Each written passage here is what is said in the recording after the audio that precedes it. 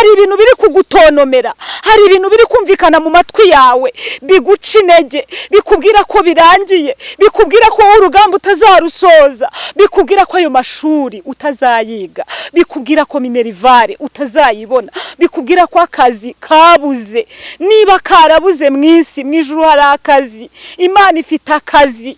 Yesu ashimwe cyane. Nk'uko Imana ifite 7,000 bitarapfukamira Bayali, hari igihe wibwira yuko abakozi b'Imana barangiye, ukabona ukuntu abantu bakora ibyaha, ukabona ukuntu abari abahanuzi baguye, ukajya wibwira ngo ahari byararangiye. Imana ifite abandi bantu batarapfukamira Bayali, ifite abandi bantu bafite ishyaka ryo gukorera Imana. Arabohora TV, ishakiro ry'ubutumwa bwiza, umusemburo w'agakiza. Arabohora TV, ishakiro ry'ubutumwa bwiza, umusemburo w'agakiza. Ndabashuhuje bakunzi barabohora TV. Mbazaniye ijambo ry'Imana n'ibiganiro tujya dukora, kandi nizera ko byose bibagwa neza kuko nibyubaka ubwami bw'Imana n'imitima y'abantu muri rusange. Rero ndabashuhuje mwese aho muri, mugubwe neza, amahoro y'Imana abane namwe. Tugiye kuganira ijambo ry'Imana uyu munsi mbazaniye. Reka tubanze dusenge, dusabe Imana ibane natwe. Mwami Yesu, uri Imana nziza, uri Imana ikiranuka, urera Mwami, muri byose uratunganye. Twebwe turi abantu, turi mu isi, turi abanyantege nke, ariko tujya dushobozwa nawe, ujya uduha imbaraga. Uyu mwanya rero nsengeye abantu bose bagiye kumva rino jambo, n'abazaryumva mu bihe biri imbere, kugira ngo imitima yabo izahumurizwe n'ijambo ry'Imana, imitima izabohoke, kuko Mwami Yesu ni wowe ubohora wenyine, abaremerewe ni wowe ubaruhura, abarwayi ni wowe ubakiza. Turasenze rero kugira ngo iri jambo Umwuka Wera riherekeze nk'uko turi mu bihe bya Pantekote. Mwami turagushimiye, izina ryawe ryubahwe. Amen, amen.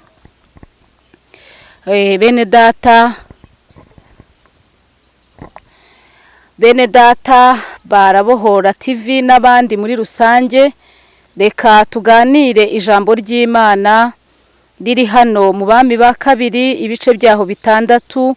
Turasoma umurongo waho wa 16. Haranditse ngo aramusubiza ati witinya, kuko abo turi kumwe ari benshi kuruta bari kumwe nabo.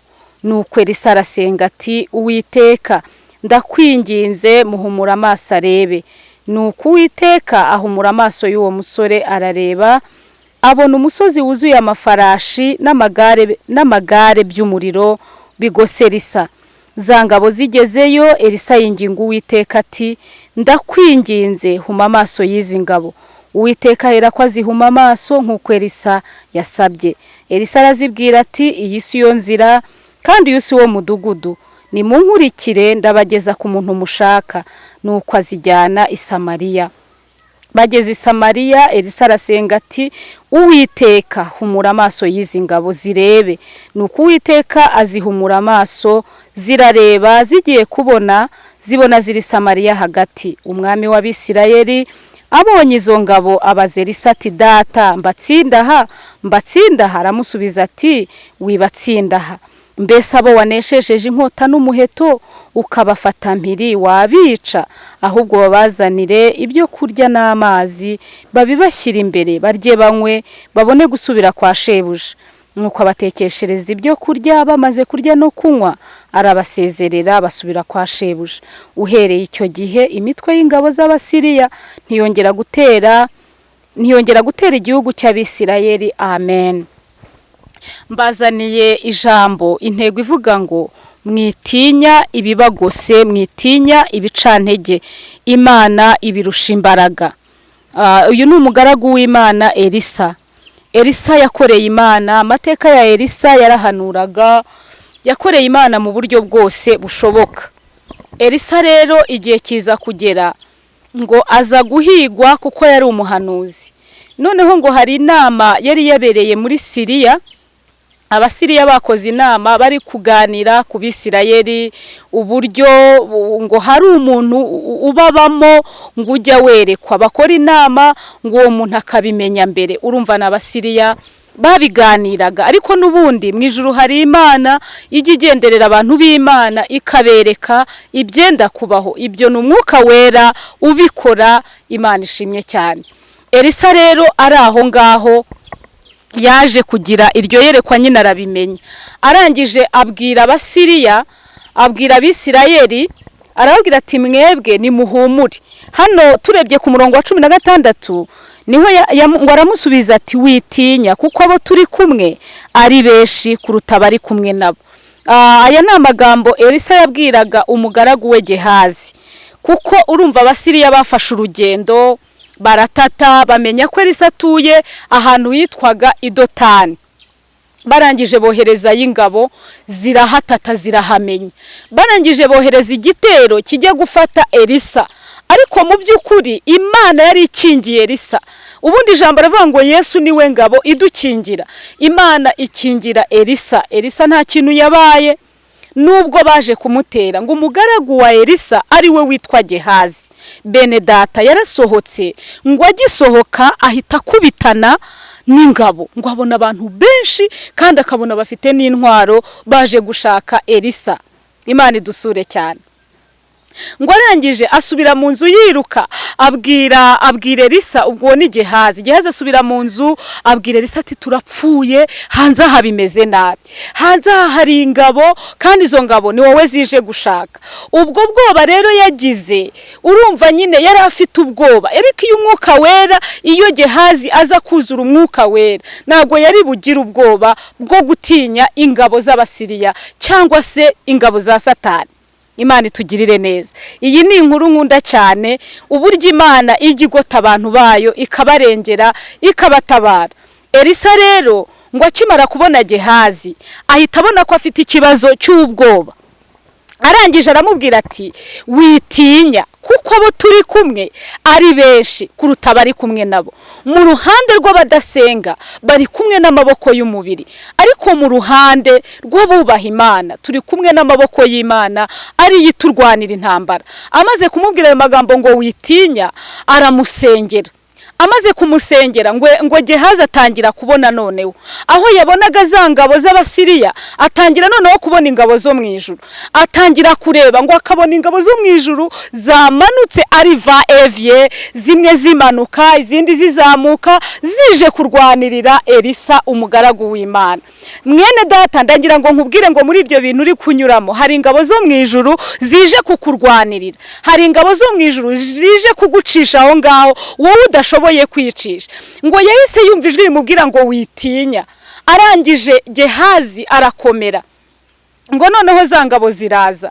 Ariko Elisa ahita asengera Gehazi, amurambikaho ikiganza, aravuga ati mwami Imana sanzwe nzi kunyumva, uyu mugaragu wawe Gehazi afite ubwoba, muhumura amaso arebe. Haleluya. Ndagira ngo nkubwire ngo ahubwo senga Imana iguha amaso y'umwuka, urebe ingabo zo mu ijuru zikugose, ureke kugira ubwoba. Ngo Gehazi amaze kubona ingabo zo mu ijuru ubwoba bwarashize, ahubwo atangira kubona ingabo, atangira kugira iyerekwa rizima, atangira kubona ubutabazi bw'Imana. Ahari ukuvuga ngo arapfuye, atangira kuvuga ati mbayeho ku bwa Kristo. Ahari ukuvuga ngo ibigeragezo biramuhitanye, atangira kubona ubutabazi bw'Imana. Uko niko Imana igirwanirira bera, igirwanirira abasenga. Aya magambo aramfasha cyane. Gehazi yari umunyabwoba, yatinyaga urupfu, atinya n'ibindi. Mu bigaragara abantu benshi batinya urupfu, ariko turebye abatubanjirije ntabwo bigeze batinya urupfu. Turareba nka Stefano, bamuteye amabuye arapfa, arararama areba mu ijuru, aravuga ngo data ubababarire kuko batazi icyo bakora. Buriya hari imbaraga z'Umwuka Wera zishobora kugutera kurarama kureba mu ijuru, ukabona ko ari ubutabazi bwawe buturuka. Imana itugirire neza cyane. Elisa rero ngo arapfukama arasenga, aravuga ati mwami Yesu, sanzwe nzi ko ujya ungirira neza, sanzwe nzi ko ujya undengera, ibyo wanshishijemo byari bikomeye, ibi ntabwo ari byo byakunanira, none izi ngabo zije kuntera, izi ngabo zivuye muri Siriya, reka mvuge ngo iki gitero cyoherejwe na Satani kugira ngo kiguce intege, unanirwe, urambirwe. Elisa aragisengera aravuga ngo mwami, haleluya, izi ngabo z'Abasiriya nizihume mu izina rya Yesu. Akimara gusenga akivuga ngo nizihume, ingabo zirahuma pe. Ngo arasohoka arababaza ngo mujya guturuka mu Siriya mwashakaga ndi? Imana itugirire neza. Ngo barangije baramubwira baturabona twashakaga umugaragu w'Imana witwa Elisa. Elisa arababaza ati se muramushakira iki? Yabagize ati, batangira kuvuga ngo urabona ngo uriya muntu w'Imana ngo Abasiriya bakoze inama, ngo ajya abona, ngo ajyaza mu nama mu buryo tutamenya, ariko agakurikirana inama akabibwira Abisirayeli. Twaba tugambiriye gutera Isirayeli akababwira mbere yuko tubatera, ati turashaka rero kumwica kubera yuko ari umuhanuzi. Icyo gihe rero ngo Elisa we yahise asenga, akimara gusenga aravuga ngo nizihume mu izina rya Yesu. Akimara kuvuga ngo nizihume mu izina rya Yesu, yasohotse agiye gukora kugenzura niba zahumye. Igitangaza gikomeye rero nukuntu Imana yahise bakingiriza, haleluya, aho kugira ngo bamenye ko ari Elisa, ahubwo babona ko atari we, babona yuko ari uwundi muntu. Elisa arangije arababwira ngo noneho tugende. Uyu se baramubaza ngo watuyobora aho umugaragu w'Imana Elisa ari? Kandi bavandimwe, na Elisa bari kuvugana. Ni igitangaza gikomeye. Imana ishobora kukurindira aho hantu, ikaguhisha amaso y'abadayimoni, ikaguhisha ibintu biri kuguhiga. Imana itugirire neza cyane. Elisa arangije arababwira ngo nimuze mbayobore mbageze aho Elisa atuye. Elisa yarakijijwe. Arababwira ati Elisa atuye i Dotani, tugende. Ngo arabajya imbere arabajyana, bahumye tayari n'intwaro. Intwaro z'abadayimoni zari ziguhagurukiye nizihume mu izina rya Yesu. Izari zihagurukiye itorero nizihume mu izina rya Yesu. Izari zihagurukiye abasenga, izari ziguhagurukiye mu kazi, izari ziguhagurukiye mu murimo w'Imana nizihume mu izina rya Yesu. Izari zihagurukiye abana bawe nizihume. Ingabo za Satani nizihume mu izina rya Yesu. Fatanya nanjye iri sengesho uvuga ngo nizihume mu izina rya Yesu. Iri ni ijambo ry'Imana, kandi ijambo ry'Imana rirategeka. Ijambo ry'Imana rihindura ibintu byari byaranze guhinduka. Imana iyo ivuze biraba. Oh haleluya, yategeka bigakomera. Imana nihabwa icyubahiro. Elisa arabayobora, arabajyana. Bene data, murebe Elisa baje kumwica, ariko ahubwo akaba ari ubayobora abajyana i Samariya. Ngo baragenda bahumye, sinabari nibazi byabaye. Kumbe Imana yarwaniriye Elisa. Imana igirwanirira abakozi b'Imana. Imana nishimwe. Ese mwene data, urebye ahantu hose wagiye unyura, ubona Imana itarakurwaniriye? Ese nshuti y'Imana, urebye ibigeragezo waciyemo, ubona Imana itarahabaye? Ese buri yitahaba uburi hehe? Imana igusure cyane. Reka rero kwiganyira kumva ko birangiye, oya, ahubwo menya ko mu ijuru hari Imana yahindura ibyo bintu bigahinduka. Imana nibaha umugisha cyane. Hanyuma rero Elisa agezeyo, ageze i Samariya. Ageze i Samariya ngo ntabwo yahise abihimuraho. Ubundi umuti w'umwanzi wawe ntabwo ari ukumugirira nabi, ahubwo umuti ni ukumubabarira, ukamusengera, ukamusabira agakiza. Elisa yari umuntu w'Imana pe.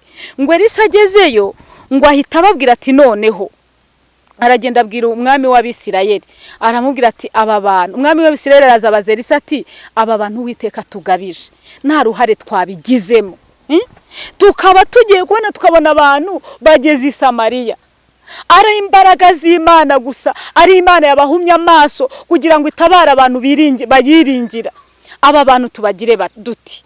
Umukuru w'Abisirayeli abaza Elisa ati aba bantu Imana itugabije nta ruhare twabigizemo, Imana idusure cyane bene data, tubagire gute? Arangije Elisa aravuga ati aba bantu tubababarire, aba bantu babazanira ibyo kurya n'amazi barye banywe. Imana ishimwe. Ariko nshuti y'Imana, wowe uri kumva iri jambo ry'Imana, intego twibukiranye ko ruvuga ngo witinya, kuko ibikugose byose Imana izabihuma amaso mu izina rya Yesu.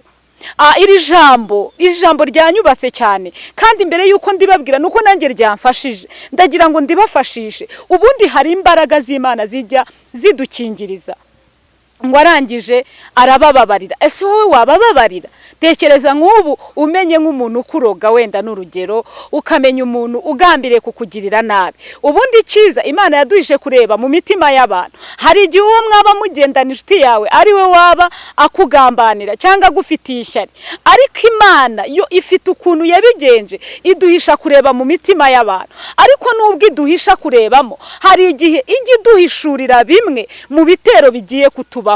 Urabona ko Gehazi yari yahishuwe, yarasohotse ngo ahita akubitana nabyo, arangije agira ubwoba.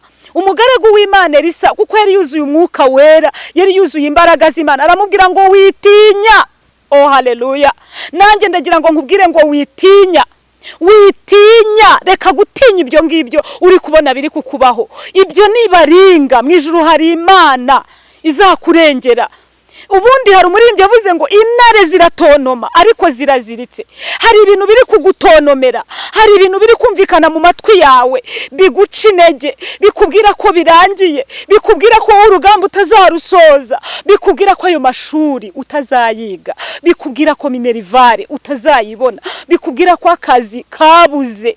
Niba karabuze mu isi, mu ijuru hari akazi. Imana ifite akazi.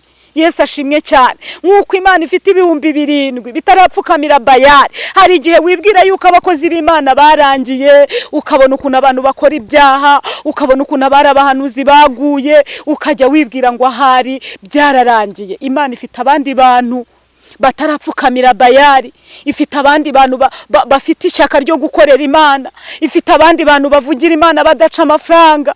Ushobora kuba warahuye n'abakwaka ibitambo, bakakubwira ngo kugira ngo bagusengere ngo banze utange wenda ngo amafaranga b'igitambo cyangwa n'ikindi kintu. Bene data, ibyo ni ibihe bibi, sibyo. Imana yaduhereye ubuntu, tugomba gutangira ubuntu. Njyewe ndagira ngo mbabwire ngo nimukomere, nimuhumure, mureke gucika intege, ahubwo senga Imana, uyibwire ngo Mana, muzana abakozi b'Imana bazima, muzana abakozi b'Imana bavuga ubutumwa bwiza batagamije inyungu zabo. Erega iyo ukorera Imana utakiza inyungu zawe imbere, Imana igenda ikwagura. Oh haleluya. Imana igenda iguha umugisha. Kandi bene data, nubwo wabona uri mu buzima bukomeye, ukabubona bigoye, nta mpamvu nimwe. Saduraka, Meshaki na Abedinego baravuze ngo nta mpamvu nimwe. Niba ari ibyo Imana yacu dukorera ibasha kudukiza, amaboko yawe mwami. Icyo gihe Saduraka, Meshaki na Abedinego barahamije, bahamya Imana. Mwene data, impamvu yo kuganira rino jambo, iyi ni Arabohora TV. Arabohora ni Yesu wenyine ubohora. Nta muntu wakubohora. Umuntu yakugirira neza, umuntu yakugaburira, umuntu yaguhemba, ariko hari aho ugera ntihakenerwe umuntu, hagakenerwa izindi mbaraga zirenze iz'umuntu. Bene data rero, izi mbaraga ni iza Yesu. Yesu niwe uri kubabwira, nubwo ari uri kuvuga, ariko Imana irababwira ngo mwitinya, mwikuka umutima, mwitebwe ubwoba n'umwami wa Ashuri n'ingabo ze zose. Ibyo Satani yagambiriye ntago bizakubaho, ahubwo iby'Imana yagambiriye nibyo bizakubaho. Imana ishimwe cyane. Imana ifite imbaraga zo gutabara. Haleluya. Uyu mugaragu w'Imana Elisa rero arakomeza, arangije avuga ngo abanzi bari baje kutwica Abasiriya turabababariye, ntago turi bubice, ahubwo ni mubagaburire. Ese wowe wabagaburira? Reba mu by'ukuri nawe umuntu wakwanze akakugirira nabi, Imana imuzanye imbere y'amaso yawe, wamubabarira cyangwa wahita uvuga ngo Imana ingire neza iramuzanye? Elisa we yari yarakijijwe. Dukwiriye gukizwa nshuti zanjye.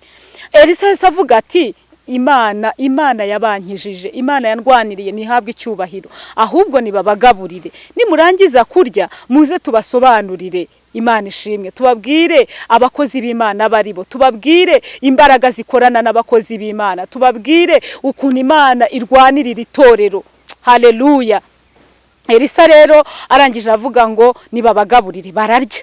Bakimara kurya no kunywa, ubwo urumva hari n'abatari bazi kurya vuba nyine, urumva ingabo zari zije gutera zirafashwe, imbunda nyine ubwo niba ari za Bibiliya numbaze, ariko bari bafashwe. Ngo utazi kurya vuba ngo urumva yarakirya.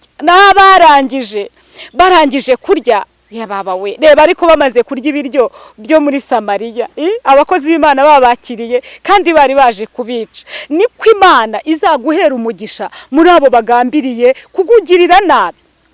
Abo barirwa bacuragura amanywa nijoro, abo barangi birirwa bakoresha izindi mbaraga, Imana niguha umugisha mwene data, izakurengera, izagutabara. Imana ibaho umugisha mwinshi. Rero Elisa yavuze amagambo akomeye, aravuga ati abantu Uwiteka tugabije nta ruhare twabigizemo. Ese ubundi mwene data, ubundi kurindwa kwawe hari uruhare ubigiramo? Gutabarwa kwawe hari uruhare ubigiramo? None se n'uruhe ruhare? Kuryama ugasinzira, ukaryama Imana ikakurinda twa dukoko twose nitujya mu matwi yawe, amaso yawe, ukaryama ukizigura, ukabyuka uri muzima. Ubwo ni uburinzi bw'Imana bene data. Mureke duhe Imana yacu icyubahiro kubw'uburinzi bwayo. Iyo yabanye nawe se urumva hari aho yagiye? Iyo yakurengeye hari aho yagiye? Iyo yakurwaniriye umeze nabi hari aho yagiye? Reka mbabwire, nigezemo n'Imana indwanirira bikomeye. Nenda kubyara umwana, mfite umwana w'imfura, nahuye n'ibigeragezo bikomeye. Poshi dezo imeneka ku mezi 5. Barambwira bati ubwo nta kundi ni ukukubaga tugagukuramo umwana. Ariko Imana igira imbaraga, Imana y'inyembabazi, Imana itaginezezwa no kubabaza umuntu iteka. Imana iramfasha. Bukeye mu gitondo barongera banshisha muri ecography bagira ngo barebe, nyine nambaye ikanzu ngiye muri salle d'opération. Barebye ngo babona hari amazi make arimo, baravuga ati nagume mu bitaro turesiste turebe. Imana ukuntu Imana igira ubuhanga rero, Imana iriyaranje amazi ngo agenda agarukamo, bakareba bakabona amazi aragenda agaruka, kuko aho umwana ari haba hagomba kuba hari amazi ahagije. Imana mu mbaraga zayo irayarema, iyoherezayo. Haleluya. Umwana kurira ahantu aho yarara ameze neza, nubwo nabaye mu bitari gihe kinini, ariko naje no kuvayo njya mu rugo. Ibyari ukubyarira ku mezi 5 cyangwa 6, mbyarira amezi 9 arenga ibyumweru 2. Ibyo nibigaragaza imbaraga z'Imana. Umwana nawe amaze kuvuka, avuka naniwe, afite umwuka muke, bamushyira kuri bombone. Bamushyize kuri bombone, umuriro uburagiye. Uwo ni Satani uburwana gusa kugira ngo yice iminja. Ariko mu ijuru hari Imana, haleluya, igirengera iminja, igirengera abantu. Nawe niba utwite ukaba uri mu gihe nk'icyo nari ndimo, cyangwa se ukabyara n'agaprimatire, urumva se nge bitari bingezeho, ariko Imana izakuneshereza. Humura, reka gucika intege, reka kwiheba, reka kwiganyira, reka kubona ko birangiye. Imana ifite imbaraga, Imana ifite ijambo rya nyuma ku mwana w'umuntu. Yesu niyigeze atsindwa ngo abure gutabara bamwemera. Ijambo ry'Imana rivuga ngo ubwo yageragejwe abasha no gutabara abageragezwa bose. Imana nibaho umugisha, haleluya. Rero ndagira ngo mbabwire, mugire imbaraga nk'izi umugaragu w'Imana Elisa yagize ubwo yababariraga Abasiriya, kuko yahise anababwira ngo yarangije kubagaburira, bamaze kubakira, arapfukama arasenga, aravuga ati Mwami Yesu, ndabizi ko wambereye Imana, none izi ngabo ngizi zigeze hano nta ruhare twabigizemo, zahumye. Ndakwinginze noneho bahumura amaso barebe, babone Imana, babone ko turi Samariya, babone Imana yatabaye ubwoko bwayo. Ngo arasenga, aravuga ati bahumura amaso barebe. Akimara kubasengera ngo bahita bahumuka. Imana ishimwe. Barahumuka, wari ugifungura atararangiza abona none hari Samariya. Bati ibi ni ibiki? Aha twahageze gute? Imbaraga z'Imana nizo zahabagejeje. Ngo Elisa rero ahita basengera, aravuga ati Mwami Yesu, bahumura amaso. Bamaze guhumuka ahita ati dore inzira isubira mu Isiriya ngiriye, nimugende mubwira Abasiriya ko mu Isirayeli hari Imana. Ndagira ngo mbabwire namwe, nimuhumure mwitinya, ahubwo nimugende mubwira Abasiriya ko mu Isirayeli hari Imana. ndakubwiye mwene data, genda ubabwire, tangariza Satani ko mu Isirayeli hari Imana, tangariza Satani ko ufite Imana yabanye nawe cya gihe, naho yagiye iracyahari, iyagukijije amaboko akomeye naho yagiye iracyahari, iyarokoye igihugu cyacu kikava mu bihe bikomeye, kikava mu bihe bibi, aho umuntu yagendaga yibwira ko butazongera gucya, aho umuntu yagendaga abona ari amasasu, ari imihoro, hari imbunda, Mana we, ari impiri. Ibyo nabirebesheje amaso yanjye nkabinyuramo, ukabona imbere umuntu arapfuye, ukabona n'inyuma arapfuye, ariko ryajwi ry'Imana, haleluya, rivuga ngo witinya, ugasanga riragendana natwe. Nta wari uzi ko yarokoka, nta wari uzi ko yakira. Nawe wagenza amahanga ukagenda Burundi, muri Kongo, ahantu hose Imana yabanye nawe. Nje nabonye gutabara kw'Imana muri jenoside. Abantu benshi nago dukunda, nago njye nkunda kubivuga, ariko reka mbabwire, iyo ubonye umuntu imbere yawe apfuye ukabona undi baramwishe, njewe noneho naranakandagiye ndimo mgenda mungu, urumva bari bagusa ahantu twari turi, noneho nkandagiye nsanga nkandagiye mu nda y'umuntu, umuntu bamaze kurasa. Imana itugirire neza. Noneho abantu bari baraho bati muramukandagiye, none se ninjye ndetse namurashe, nyine turi mu makuba. Iyo ari mu makuba umuntu wese asamaye magara gahunga, ariko Imana yandengeye aho ngaho, Imana ikaturinda, haleluya, turikarama ikabana natwe ntitureke. Abantu bari bahungiye mu Biriziya bavuga bati mu Biriziya mu nzu z'abihaye Imana nta kibazo, ariko ni naho cyarahageze abantu bagwamo. Ariko Imana tekereza kugukura nko mu mirambo yuzuye aho ngaho ukabona uriho, none aho ugeze ukabutangiye kuvuga ngo nge yarantaye, ngo nge yarantereranye, ngo ibyanjye ntabwo ibizi. Imana irabizi, Imana izakugirira neza.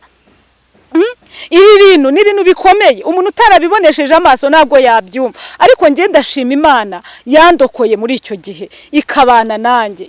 Nari umwana muto, nubwo narinzi ibyo ari byo, sinarinzi n'icyo abantu bapfa, ariko Imana irandengera. Imana ishimwe. Abandi barabica, abaguye aho ngaho ni benshi, abavuye mu mubiri imiryango irazima burundu, ugasanga umusozi nta muntu n'umwe uriho, ariko ukisanga wowe uriho. Nukubera siki? Ni imbaraga z'Imana. Ndagira ngo nkubwire ngo witinya rero, Imana irahari kugira ngo ikurwanirire. Imana irahari kugira ngo igukure muri icyo kintu urimo, muri uwo mwobo Satani yagushyizemo. Hari igihe Satani agufata akakwicarira, akakwereka ko utazazanza mu kutazabona, umva akakubwira ati wowe nta nubwo uzabyara mu izina rya Yesu. Imana niyo itanga abana. Ubundi abantu bajya bakunda gusenga bakavuga ngo Mana ngo dukure muri ibi bigeragezo. Ni byiza, ni mu bisenga Imana ijya ibidukuramo pe, igikura abantu bayo mu bigeragezo. Ariko hari n'igihe Satani asaba umuntu, Imana ikemera ko ageragezwa.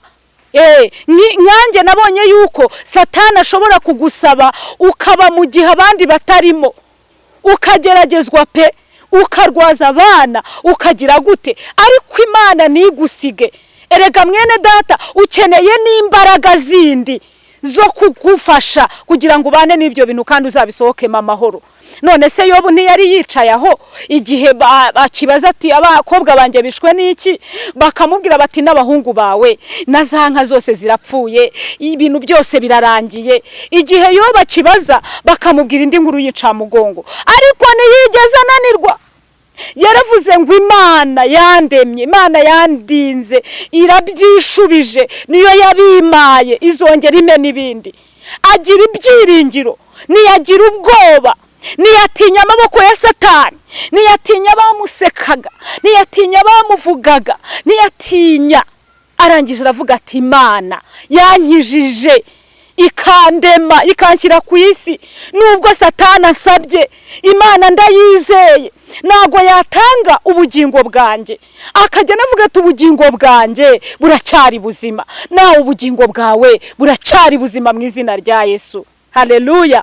Yobu nubwo byakomeje gutyo ntiyatakaje ibyiringiro, ngo yageze nubwo umugore we aramureka pe, abona asigaye wenyine.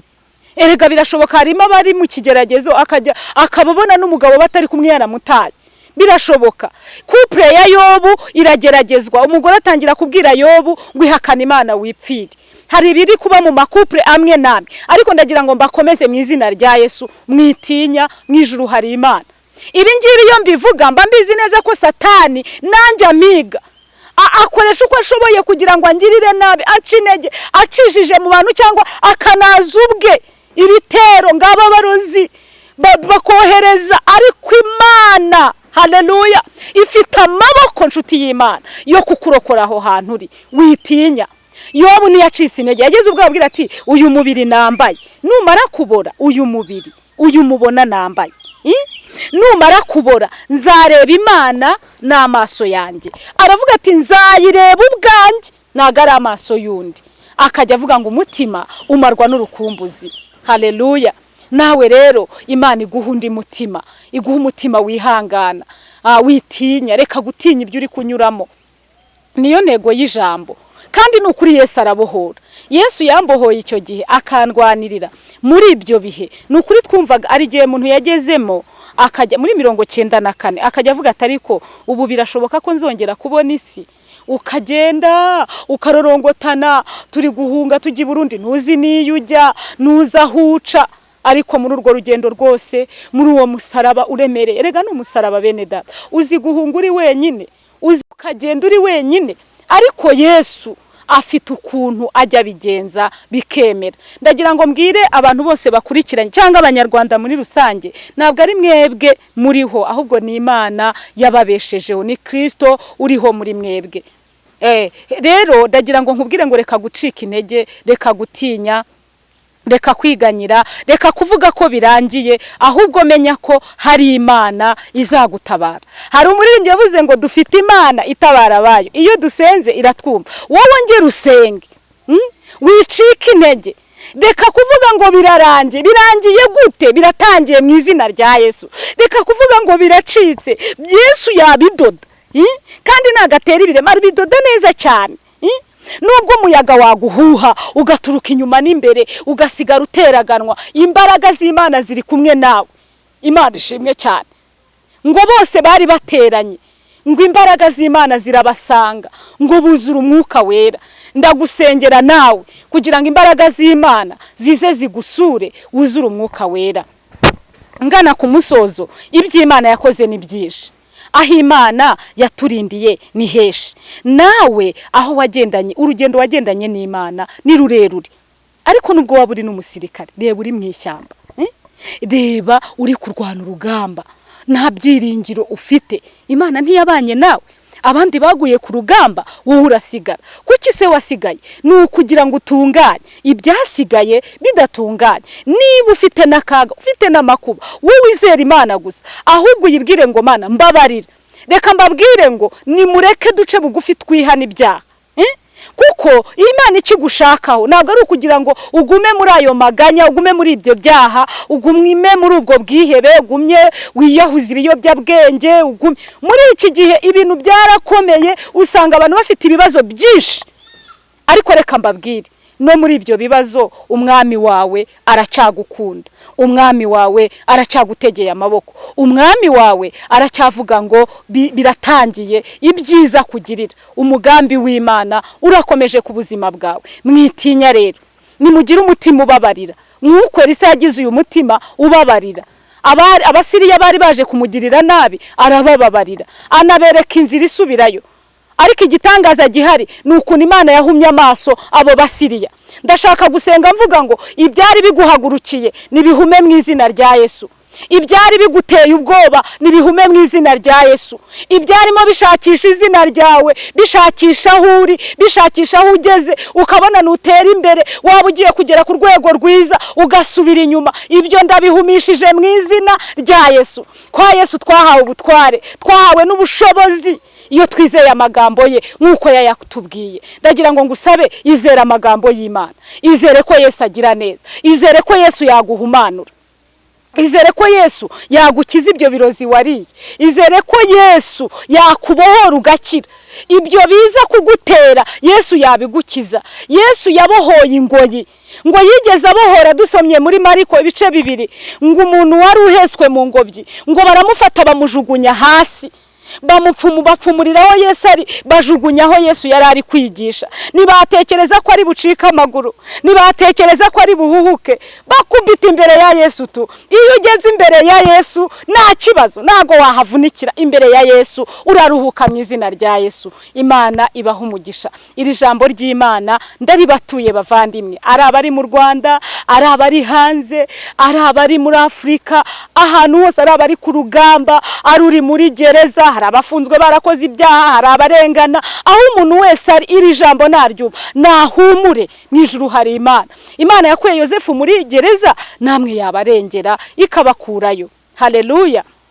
Kandi niba waranakoze n'icyaha nacyo cyihane, usaba Imana imbabazi, kuko umuti w'icyaha ni ukukihana. Umuti w'icyaha ni ukugisabira imbabazi. Niba waribye ugasubiza ibyo wibye, ntabwo wavuga ngo Imana imbabarire waribye, reka mvuge wenda amafaranga runaka utayamushubije ngo Mana ngo mbabarire. Oya, genda uyamusubiza niba uzahari, umubwire uti mbabarira narakwibye. Niba waribye inka, njya numva ngo n'ubujura bw'inka bubaho, ukayishorera pe, ukagenda ukayizitura, yongera uyishorera uyijyane, uvuga uti ngiyi inka yawe mwene data, nari nayibye ariko ndihari. Niba waribye ihene, icyo wibye icyo ari cyo cyose. Ku ishuri niho twajyaga twiga turi muri segonderi, umuntu agafata nk'ikayi yawe cyangwa ikaramu, ukamubwira uti si ikaramu yanjye, ati nari nitije. Yitije ari yenda ushobora kuba uvuga uti sinibye naritije, ariko n'abantu biyorohereza akavuga ati nari nitije. Niba waranitije basitarura, sibyo? Kuko abantu bakunda kwiyorohereza cyane, ntibashaka kugaragara mu kibi. Ariko umuti nuko wemera ukuri, ugasaba Imana imbaraga, kandi Imana izakubabarira mu izina rya Yesu. Reka rero umuti w'icyaha ni ukukihana. Uzakubeshya ngo wababarirwa icyaha utakihanye, ndakurahiye pe.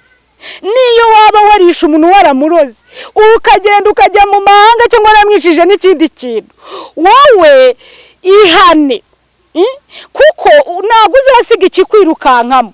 Uzasiga ikikwirukankana, ariko ikikwirukankamo ikikubwira kitariko nubwo urahanaha wakoze iki cyaha, nubwo bimeze gutya, iki gihe iki n'iki, yenda waciye inyuma uwo mwashakanye, nabyo birezi. Iki gihe iki n'iki, akakubwira ati nyamara wahemukiye runaka, umutima wawe niwe mushinjacyaha mukuru. Ntabwo rero niyo wakwiruka uzirukanka, ariko umutima urawirukankana, urawujyana, kandi umutima uzahora ugucira urubanza. Imana itugirire neza. Ndangije rero mbabwira ngo kugira ngo ubone amahoro, kugira ngo uruhuke, nuko niba utarakira Yesu, nuko umwakira ukihana icyaha wakoze imbere y'Imana ikakubabarira. Kandi Imana ikubabariye, ikubabariye. Ntabwo ikubwira ngo nejo nari nakubabariye. Oya, ntabwo yimeze nk'abantu, iravuga iti ndakubabariye mwana wanjye, kandi nawe ugatangira urugendo rwo kurwana intambara nziza. Imana ibaha umugisha rero. Ndagira ngo kandi sengere abantu bumva bacitse intege, ukaba wari ukijijwe ariko ukagwa, cyangwa se ugahura n'ibigeragezo runaka, imanza n'ibintu byinshi abantu bahura nabyo, ukaba wararenganijwe ugacika intege. Hari n'abantu bagira kwihangana guke, ngo umuntu yamuvuze gusa agahita ava mu murimo w'Imana, ngo zinzongera kuririmba ngo yamvuze. None se nshuti y'Imana, urakorera se umuntu, urakorera Imana. Kandi aho biba ni muko ibyo biba nibyo uzasarura. Reka rero abantu mwihanganira ibibagerageza. None se uzageragerezwa mu murimo kuko nihuri, uzageragerezwa muri korera nihuri, ndi muvuga butumwa niho nzageragerezwa kuko niho ndi, sibyo? Umuyaga uzaturukaho ndi nyine. None se bisaba rero ko imbaraga z'Imana ziba zigwiriye muri wowe kugira ngo uneshe. Imana ibaha umugisha, mugire kwihangana, kuko umuntu w'Imana arihangana. Nese imbuto z'umwuka si ukwihangana. Imbuto z'umwuka ni urukundo, ni ukugira neza, ni ukwigirira neza abantu. Imana ikugirire neza, nawe Imana izakurengera. Tugiye gusengana Imana. Waba umaze igihe kinini uri ku gisasiro urwaye, waba se kandi urwaye uburwayi butazwi n'abantu, waba kandi ufite n'uburwayi wamenye butanakira, zimwe za ndwara bajya bavuga ngo nizikira. Mu ijuru hari Imana yagukiza. Imana niki cyayinanira? Imana yaremye amagufa ikayabumba, yananirwa gushyiramo irindi rizima se? Imana yaremye igifu se niba ukirwa yananirwa kugushyiramo ikindi kizima se? Imana ifite imbaraga n'ubushobozi bwo kukugirira neza. Ndagira ngo nkwibutse rero ko intego ivuga ngo witinya, witinya ibiguhagurukiye, wibitinya ibyo uri munyuramo, witinya. Imana ishimwe. Ibyo bibazo byose witinya. Imana itugirire neza, Imana ibampera umugisha, Imana ibarengere, Imana ibatabare. Bene data, iri jambo ni iry'Imana, twese riraturuta. Ariko iyo umwuka w'Imana rishoreye, rishobora n'imbuto itabora, rishobora nawe kukugirira umumaro. Nta gishyashya nababwira, wenda ijambo ry'Imana murarimenyereye, murarizi, cyangwa uzaryumva ari nabwo bwa mbere. Ariko ikintu cyagufasha nuko wakwiyuzuza n'Imana, ukabona amahoro kandi ukagira ibyiringiro ko naho hantu uhagaze Imana yakurwanirira ukahava. Ubwo bushomeri umazemo igihe, Imana yaguha akazi ukabuvamo. Nawe uri mu kazi uri kugeragezwa, uvuga uti nubwo nkari ejo sinzakajyamo, Imana yakurengera. Reka rero senge. Waba uri inshike warasigaye nta n'umuntu ugira, ukavuga uti naba nabariye, ariko humura, buri gikomere cyose ufite Yesu yakikomora. Reka dusenge mu izina rya Yesu. Ndabahamagarira aho muri kugira ngo dusengane Imana, tuyisabe imbaraga, tuyisabe kunesha, itwongerera umwuka wera kugira ngo tubashe kunesha n'ibyo duhanganye nabyo, kuko byo birahari ni byinshi. Imana itugirire neza. Mwami Imana yacu, uri imfura mu kuzuka, uri umwami w'amahoro. Ubwo wababajwe no kugeragezwa, ubasha no gutabara abageragezwa bose. Uyu mugoroba rero sengeye abazumva rino jambo kugira ngo ribabohore, kandi ubashoboze uhumisha ibintu byose byabarebaga, byari bibahagurukiye, nyuranije imigambi mibi ya Satani ku bantu b'Imana. Mu izina rya Yesu, reka ineza y'Imana igaragare. Reka amaboko y'Imana arambukira umuntu wese wumvise iri jambo. Reka Mwami ureke umwuka wera no gucurwa bushyashya byongere bibe kubera. Mu izina rya Yesu ndasengera iyi mitima, Mwami wanjye, iyi mitima ndayisengeye. Iyi mitima yigarukeho, iyi mitima yimara intimba, iyi mitima yimara agahinda. Aba bantu Mwami ndabakweretse, ubakunda cyane, waremye umwana w'umuntu umukunda. Niyo mpamvu mbasengeye kugira ngo iri jambo ribahumurize, babone ko ibyari bibahagurukiye bihumye mu izina rya Yesu. Babone ko ibyari bibateye ubwoba Umwami Yesu abyigijeyo. Babone ko intwaro bacuze kurwanya itorero ntacyo rizayitwara, ahubwo imbaraga z'Imana zizarokora ubwoko bw'Imana nk'uko zaburokoye cya gihe bikomeye. Izina ryawe rishyirwe hejuru. Mana turasenze, dusengeye abantu bari mu bihugu badashobora kumva ubutumwa, bari kwicwa bazira ubutumwa bwiza. Mana tunagushimira ko waduhaye igihugu cyiza dushobora kuvuga ijambo ry'Imana. Mana ndasengera aba bantu bari muri ibi bihugu kugira ngo iri jambo ribakoreho, iri jambo ribahumurize. Uwari ugiye kwiyahura bireke mu izina rya Yesu, kuko ijambo ryawe Mwami riraruhura, ijambo ryawe rirahumuriza. Imfubyi ryumvise ishira umubabaro, umupfakazi akaruhuka. Mwami ndasenze kugira ngo iri jambo ryongere ryomore ibikomere abantu bafite. Ndasengera amakupure kugira ngo uyasure Mwami, abari bafite ibibazo ubatabare, abo Satani yari yateye mu izina rya Yesu.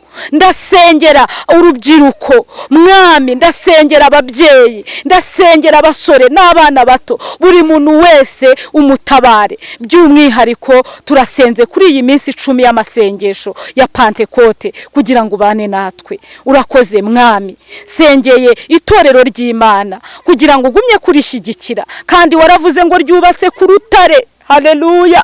N'amarembo y'ikuzimu naho yaza ntabwo azarishobora. Itorero ndarisengeye Mwami, ukomeze kuribashisha, kandi ndasengera abanyetorero Mana ngo ubarwanirire, ubatabare.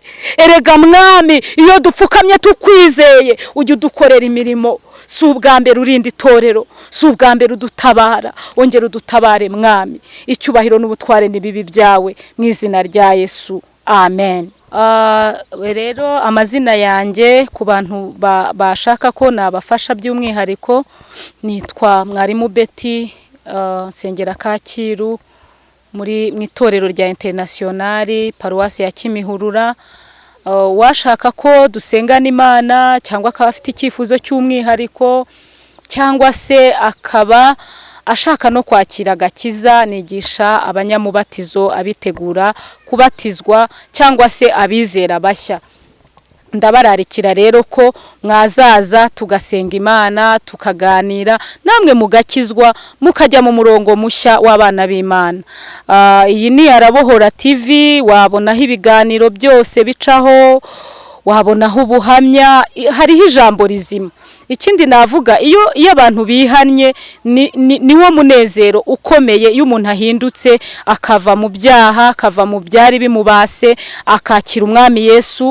Iryo ni ryo shimwe rikomeye tugira, numva ari nayo ntego yacu, no kubwiriza ubutumwa bwiza. Nkaba rero nagira ngo abashaka nimero ya telefone ni 078 078 146 27. Ndasubiramo 078 146 27. Ni karibu ku ijambo ry'Imana no ku nama zose wakenera. Imana iduhana umugisha. Arabohora TV, ishakiro ry'ubutumwa bwiza, umusemburo w'agakiza. Arabohora TV, ishakiro ry'ubutumwa bwiza, umusemburo w'agakiza.